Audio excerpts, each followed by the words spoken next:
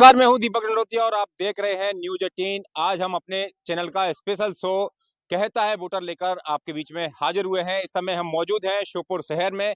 श्योपुर शहर शिव की नगरी है और यहाँ पर राजनीति की बात करें तो यहाँ की जनता हमेशा से ही प्रत्याशी को देखकर वोट करती रही है।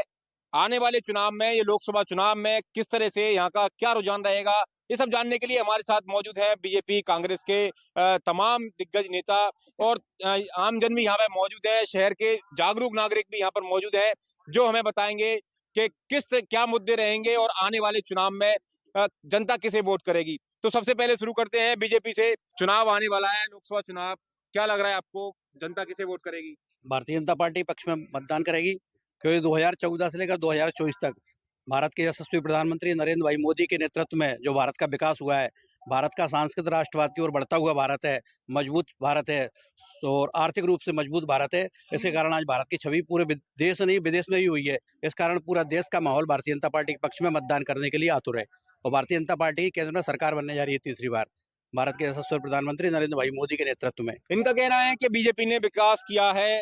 जवाब ले लेते हैं कांग्रेस से, आप बताएंगे भाई साहब। बीजेपी कह रही है विकास किया है। बीजेपी के राज में विकास तो कहीं दिखा नहीं, भ्रष्टाचार जरूर दिखता है कि नीचे से लेके ऊपर तक बीजेपी ने अब भ्रष्टाचार किया है और उसका जवाब हमने विधानसभा में भी दिया है और लोकसभा में भी इसका जवाब देंगे। भाई साहब, आप बताएंगे क्या मुद्दे हैं जो अभी तक पूरे नहीं हो पाए? लंबे टाइम से यहाँ पर विकास के वादे ही हो रहे हैं। 10 साल से हम लोग देख रहे हैं, जब से यहाँ के सांसद नरेंद्र सिंह तोमर बने हैं। 2 बार वहाँ यहाँ से सांसद बनने का उन्हें मौका मिला। जिस तरह से भारतीय जनता पार्टी के लोगों ने यहाँ पर करप्शन किया, भ्रष्टाचार किया, दलाली की, जमीनों को बेचने का काम किया, तमाम तरीके का वैध रेत के उत्खनन को करने का काम किया, ये सब चीजें श्योपुर की जनता बराबर देखती चली आ रही है। 2018 के चुनाव में भी इनको हमने यहाँ से 42,000 के लंबे अंतर से हराया।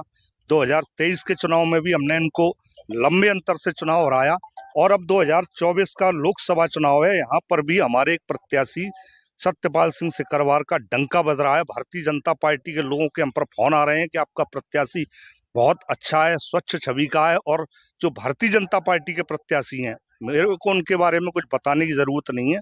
पूरा शहर उनके बारे में जान चुका है, पूरी लोकसभा उनके बारे में जान चुकी है। हम फिर से भारतीय जनता पार्टी के प्रत्याशी को, लोकसभा उनके कैंडिडेट को यहाँ से कम श्योपुर विधानसभा से कम 20,000 से हराकर और वापस उनके गांव दिमनी पहुंचाएंगे। देखिए, इनका कहना है कि बीजेपी विकास तो नहीं कर रही, भ्रष्टाचार कर रही है। जवाब ले लेते हैं, आप बताएंगे भाई साहब। भारतीय जनता पार्टी की जब से सरकार बनी, जब से निरंतर विकास ही विकास चल रहा है। अपन देखेंगे कुछ ही समय पहले से अपने यहाँ श्योपुर के अंदर कोई विकास नहीं था। मेडिकल कॉलेज यहाँ पर आया है, DRDO यहाँ पर आया है, जलावर्धन योजना का काम अभी यहाँ पर चल रहा है। ऐसे कई तमाम उदाहरण है जिससे विकास हुआ है और आम जनता विकास को देखकर मतदान का प्रयोग करेगी। अभी कह रहे हैं, इनका कहना है कि लोकसभा चुनाव को हराएंगे 20,000 वोटों से। अभी तक तो लोकसभा चुनाव से यहाँ से हारे नहीं है, क्योंकि जब से मैं देखता आ रहा हूँ तो यहाँ से केवल बीजेपी की सीट निकलती आ रही, चाहे छविराम अरगल हो, अशोक अरगल हो, चाहे फिर नरेंद्र सिंह जी तोमर हो। देखिए, इनका कहना है कि बीजेपी विकास कर रही है और विकास के मुद्दे पर चुनाव लड़ेगी। आप बताएंगे भाई साहब। देखिए, विकास तो हुआ है बीजेपी का, लेकिन विकास हुआ है, पहले ऊंट गाड़ियों से आया करते थे, लेकिन विकास तो इस प्रकार से हुआ है कि बीजेपी के जेबों को हुआ है।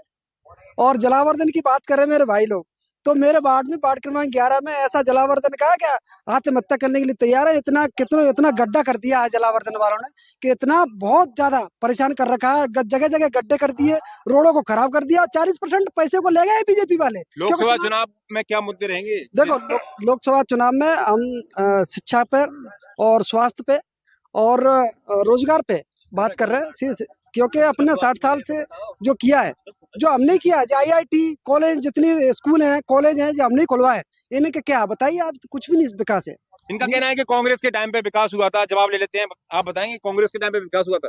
देखिए, एक शायर ने बहुत खूब कहा है कि अधूरी हसरतों का इल्जाम हम पर लगाना ठीक नहीं। ये EVM कह रही है आप लोगों से कि अधूरी हसरतों का इल्जाम हम पर लगाना ठीक नहीं, वफा खुद से नहीं होती और इल्जाम EVM पर लगा दे। 4 जून को जब भारतीय जनता पार्टी की सरकार 400 के पार जब बहुमत से, पूर्ण बहुमत से, प्रचंड बहुमत से जब अपनी सरकार बनाएगी, तब उसके बाद आप लोगों के पास में सिर्फ एक ही बात बचेगी।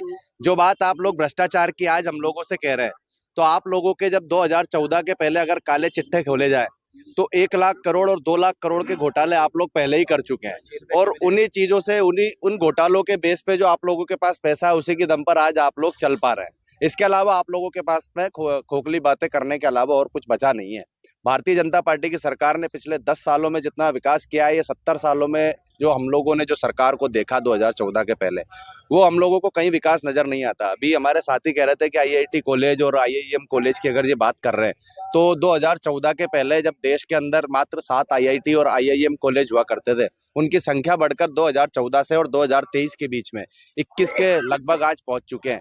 और अगर आप एजुकेशन की बात करोगे तो भारत का अब जो एजुकेशन में अगर युवा देखेंगे हम, तो भारतीय जनता पार्टी की सरकार और मध्य प्रदेश की सरकार ही हमारे युवाओं को पढ़ाने के लिए, विदेश तक जाने के लिए पैसा मुहैया करा रही है।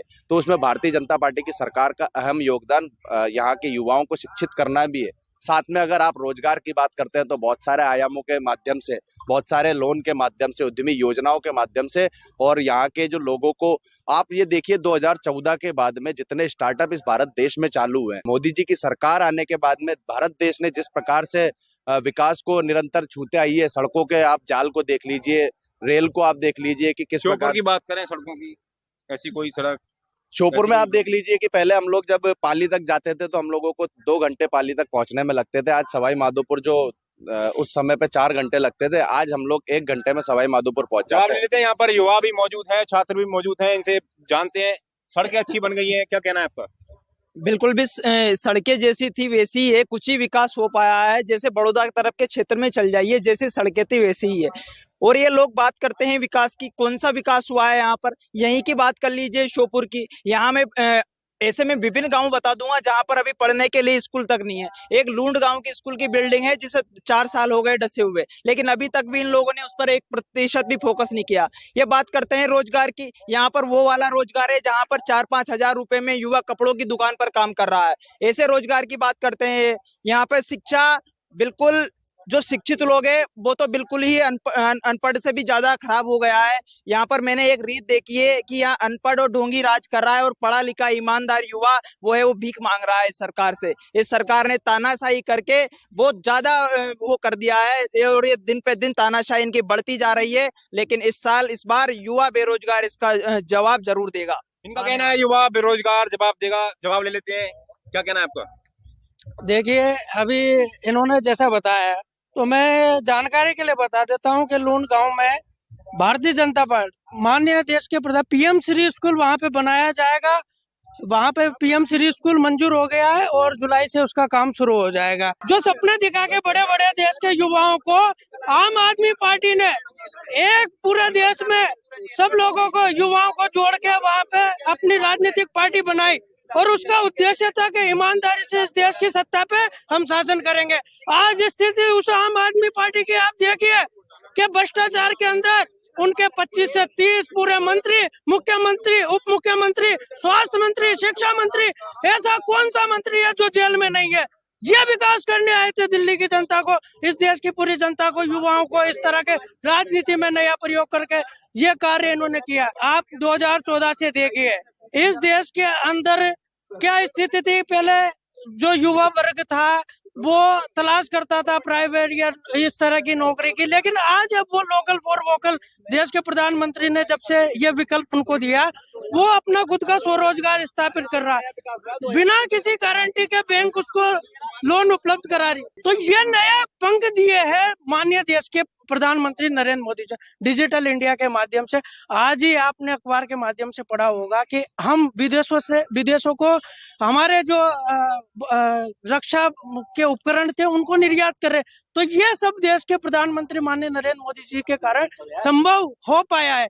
और इस श्योपुर जिले को एक ऐसी पहचान थी जो 70 सालों में यहाँ पे इतने दलों की इनकी सरकार, इन्होंने कुछ चीता नगरी श्योपुर को बना दिया है। चीतों के माध्यम से आने वाले समय में यहाँ पे टूरिस्ट के माध्यम से, उद्योगों के माध्यम से लोगों को रोजगार उपलब्ध होगा। तो एक बड़ी, मैं कहता हूँ, बहुत बड़ी उपलब्धि श्योपुर के लिए होने वाली है। देखिए, चीता रोजगार का उपलब्ध यहाँ पर मुहैया कराएगा। जैसे हम श्योपुर में रह रहे हैं, श्योपुर की बात करते हैं, दुनिया भर में तो चलो ठीक है, हमें कम जानकारी हो सकती है या किसी की सुनी हुई बात को अपन रख सकते हैं, लेकिन श्योपुर में जब भी कोई अच्छा नेता बीजेपी का आएगा तो रोडों में थेगड़ी लगाई जाती है।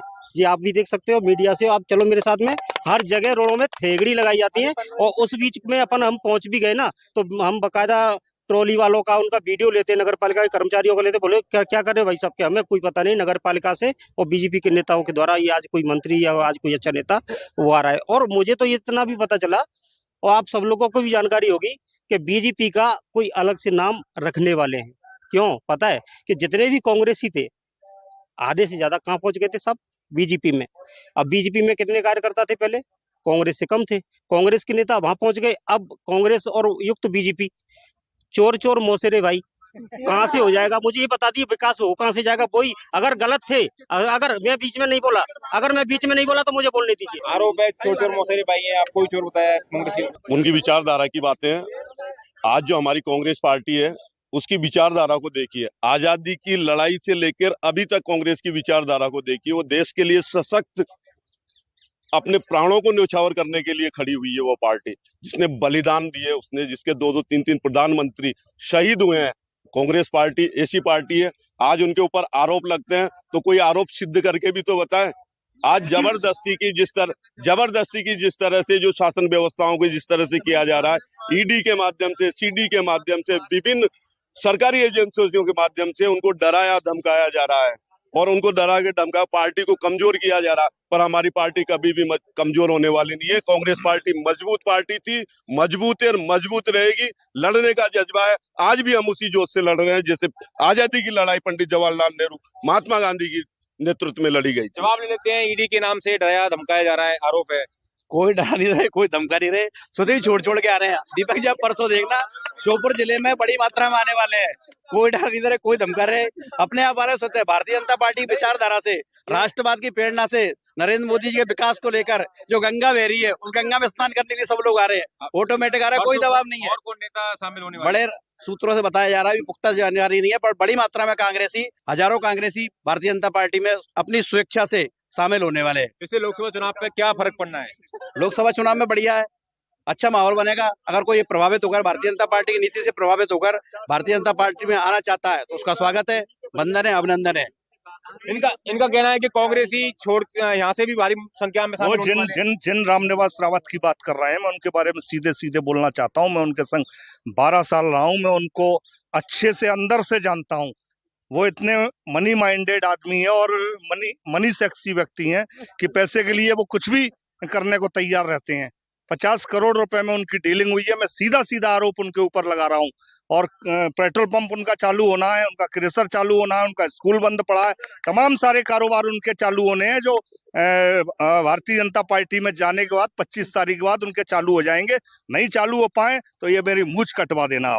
आप बताएंगे ऐसे और कौन कौन आपके कांग्रेस के अंदर पार्टी में नेता हैं जिनके वो बंद हैं, जो चालू करवाने, उनकी लिस्ट पहले ही जाहिर कर दो आप, जो भ्रष्ट हैं, जो कम से कम पता तो चले कि कांग्रेस के नेता कौन कौन ऐसे हैं, जो फिर बाद में इधर आएंगे। नहीं तो फिर बाद में जैसे आएंगे फिर आरोप लगाएंगे कुछ न कुछ किया तो इसमें दबा हुआ था, इसके लिए भाजपा में आया। तो कम से कम पता तो चले, पहले उजागर कर दो आप।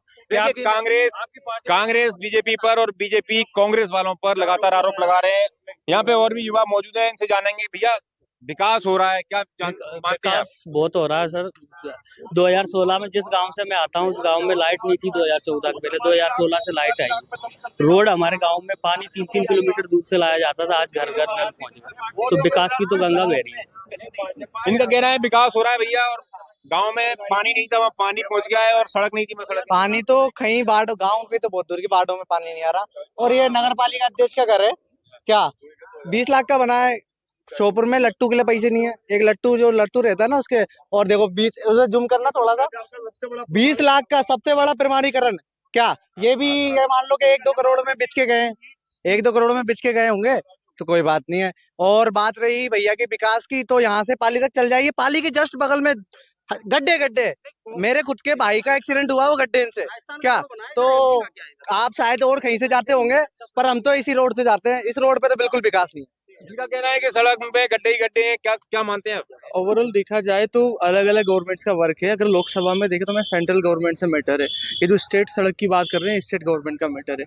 लोकसभा में सेंट्रल गवर्नमेंट बहुत अच्छा वर्क कर रही है, एवरी सेक्टर में वर्क कर रही है, बट कुछ कमियां हैं जो स्टेट गवर्नमेंट को इम्प्रूव करनी चाहिए। जैसे फॉर एग्जाम्पल स्टूडेंट के लिए वैकेंसीज का नहीं रेगुलेशन हो रहा है और उन पे वो लोग क्या है कि वर्क नहीं कर रहे प्रॉपर, बट हम इसको सेंट्रल के लिए ब्लेम नहीं कर सकते। सेंट्रल में हम देखें तो उन्होंने सब फील्ड में डेवलपमेंट किया है। उन्होंने फार्मर्स के लिए 6,000 रुपये स्टार्ट किए हैं।